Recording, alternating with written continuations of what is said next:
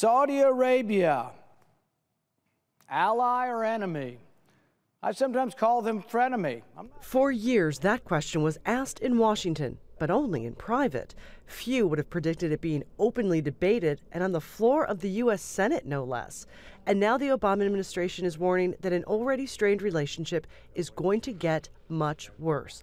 The U.S. president is doing what he can to ease the tension, prepared to veto a bill that would allow victims of the 9/11 attacks to sue the kingdom under the guise of protecting Americans.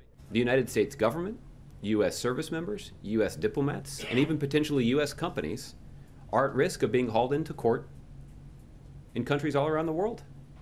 This is just the latest snub of Saudi Arabia from the U.S. Congress. 2 months ago, it released the so-called 28 pages, documents from an investigation that had been classified for a decade. Those papers traced a link between some Saudi diplomats and citizens and the hijackers before the attack. The Saudi government has denied it was involved. This week, the Senate voted on whether the U.S. should stop an arms sale to Saudi worth more than $1 billion.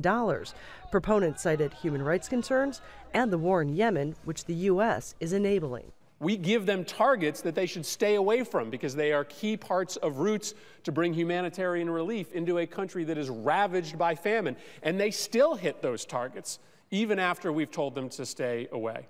But Saudi supporters argue the U.S. needs the alliance to keep Iran in check. They're destabilizing the entire region. The Saudi kingdom is not perfect, but they're aligned with us on the big issues when it comes to terrorism and pushing back against Iran. That bill failed, but 27 senators from both parties voted to stop the arms deal. And the 9/11 bill will likely still become law because there is enough support in Congress to override the president's veto.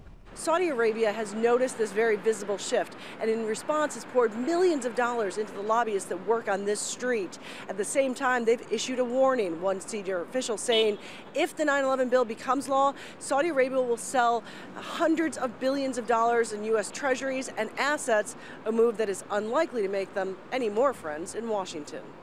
Culhane, Al Jazeera, Washington.